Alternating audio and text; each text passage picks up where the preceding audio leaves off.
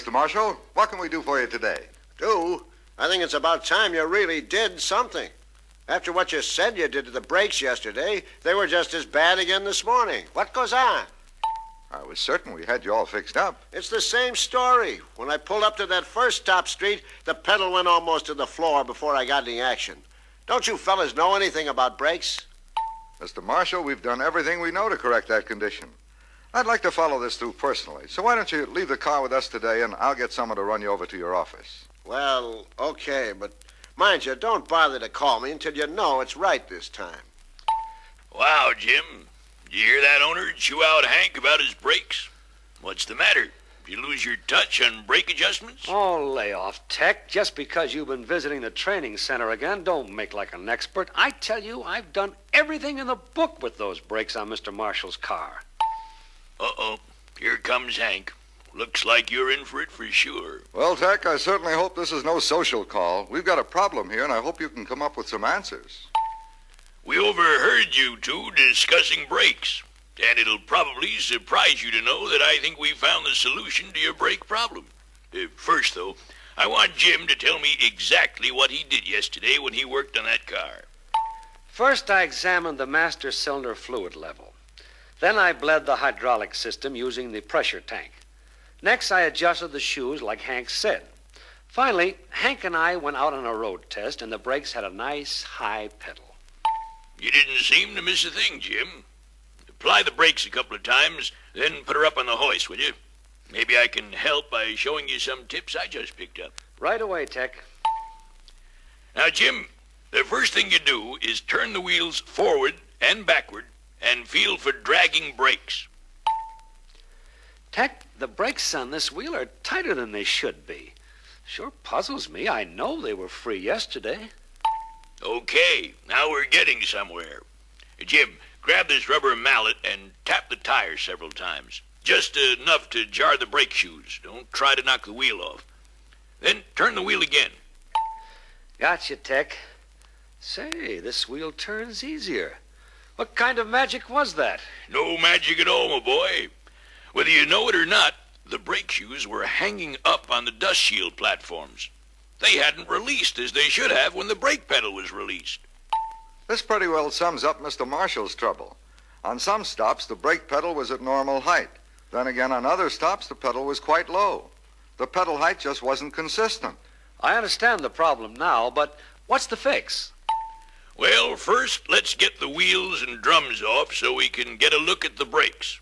And, by the way, Jim, when you remove those rear drums, be sure to use the approved puller.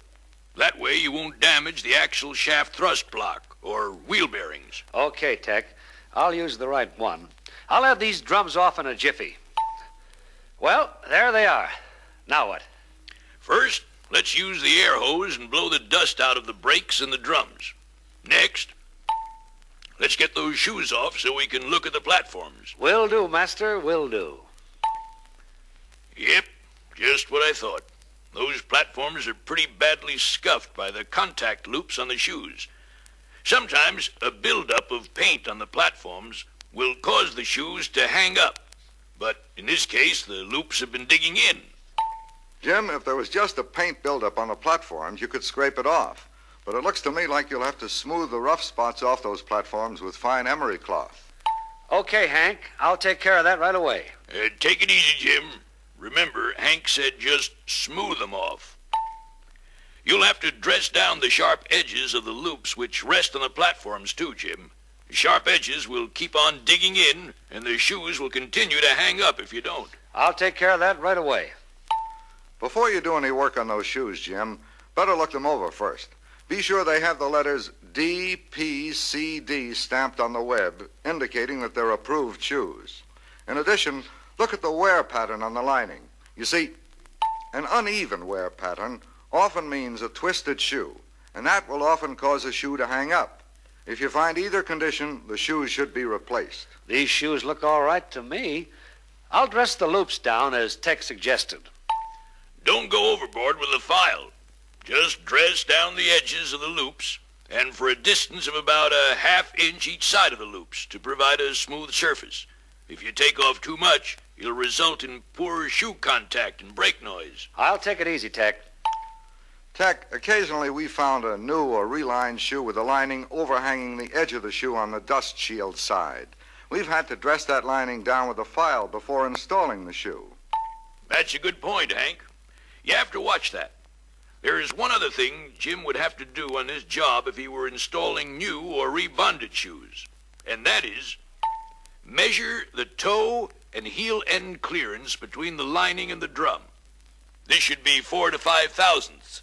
The factory-approved bonded shoes are campground to provide that clearance.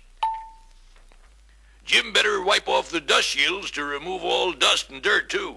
Then, examine the wheel cylinders for evidence of fluid leakage by pulling back the boots.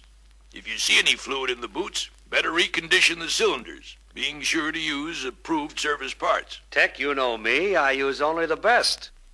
It's a good idea, too, Jim, to examine the return spring links in the support plates to be sure they're free and in position around the rivets. Another suggestion I'd like to make is that you examine the adjusting cams to be sure they don't turn too freely. It should require at least 7 foot-pounds to turn them. If they're too loose, they won't hold their adjustment. You can tighten them by peening the stud end of the cam. Everything seems shipshape here, Hank. What's next? Looks like Jim's about ready to put those shoes back in the shields, Tech. What's the latest on shoe lubrication? Glad you brought it up, Hank. Use the approved lubricant, but apply it sparingly.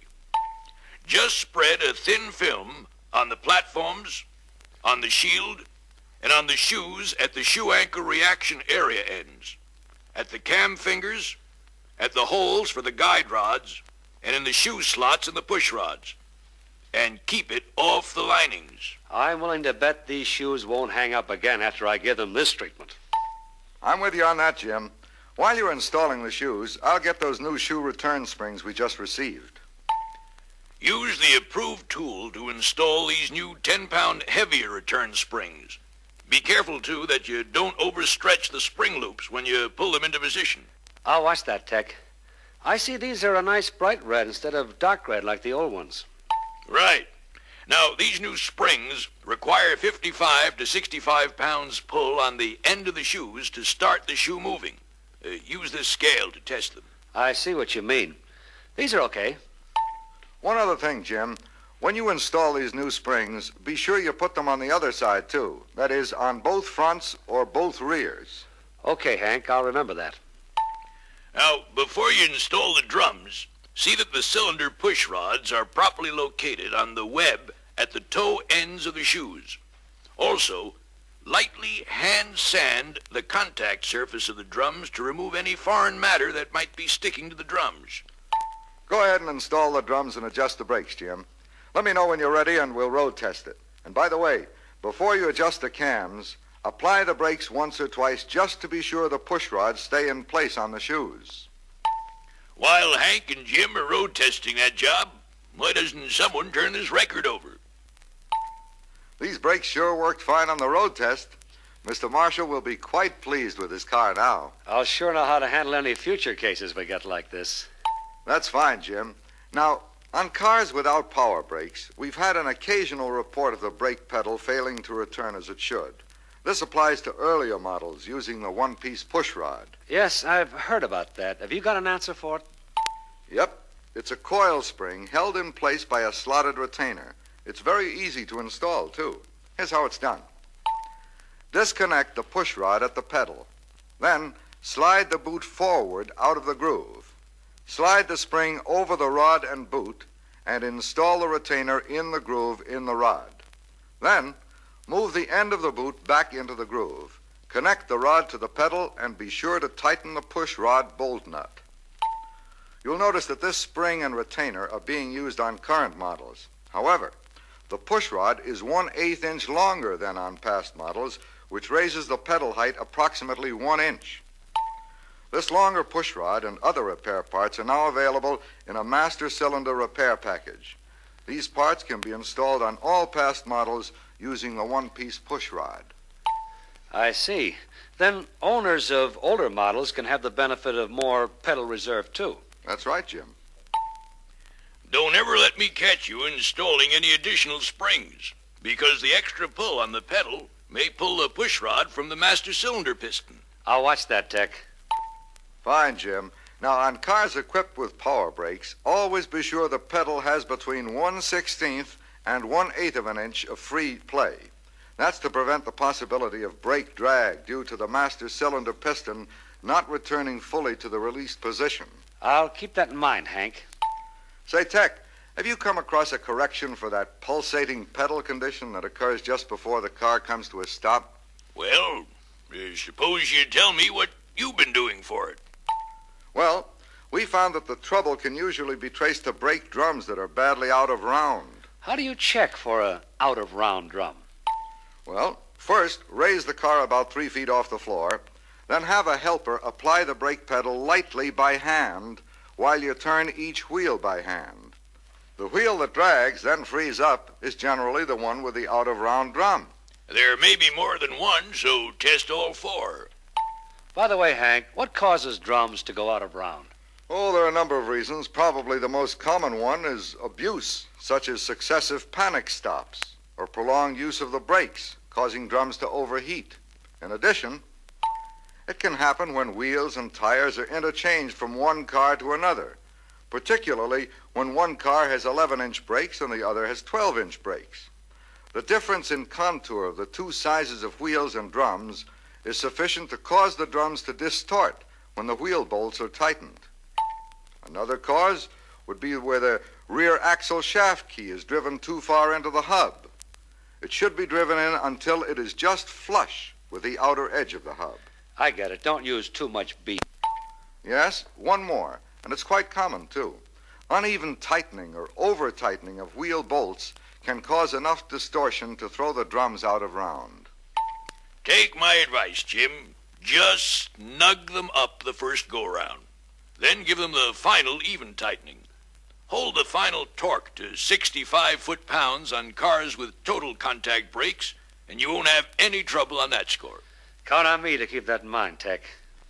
Now, Jim, if you find one of the front drums dragging, remove both front wheels and drums. The same would apply if you found a rear drum dragging. You take off both rear wheels and drums. Then what next? Put both drums on the bench and carefully blow the dust and dirt out. Clean the brake shoes and support plates with the air hose, too.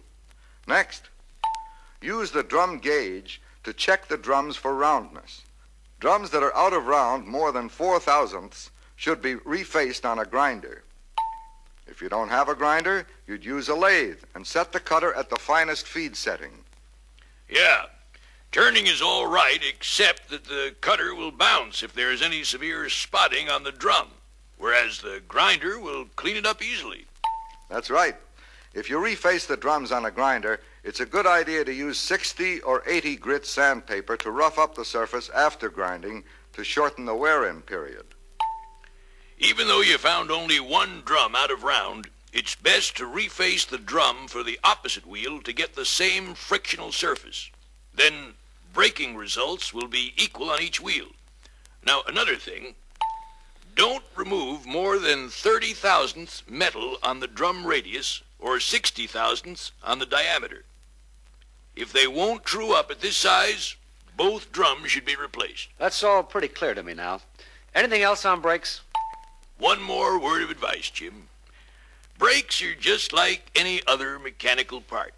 They require a proper break-in period, too. Whenever you install new shoes or reface drums, give them an easy break-in period. Don't try to burn them in. You'll be sure to ruin them if you do. Those are my sentiments, too, Tech. Hank, why don't you tell Jim about that new coated metal water seal that's now available for service for front-wheel 12-inch brake drums to keep road splash off the linings? That's a good idea. We'll install a set on that New Yorker. It's driven a lot on the turnpike and in all kinds of weather.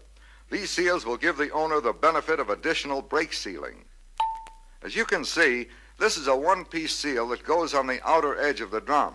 First, remove the front wheels and slide the damper springs out of position. I get it. The damper spring holds it in place, huh? That's right. The seal is shaped to fit the contour of the drum. Make sure that it's properly seated and then install the spring. Before you install the wheels, make sure there's sufficient clearance between the dust shield and the seal. These are a nice fit, Hank. Just enough clearance. Here's something that's very new. It's a new mechanical stoplight switch now being used on all models. It replaces the hydraulic switch formerly used on the master cylinder. This new switch is mounted on a bracket on the brake pedal lever bracket. A spring-loaded plunger on the switch is positioned against the brake pedal lever. When the brakes are applied, the forward movement of the pedal releases the plunger and the stoplight circuit is completed. Is it an adjustable mounting, Hank? Yes, but only to the extent of positioning it on the pedal bracket, forward or rearward, depending upon the car model and whether it has manual or power brakes. It's held in place by the attaching screw. Where do I get the information on the position of the switch? It's right here on the chart in this reference book.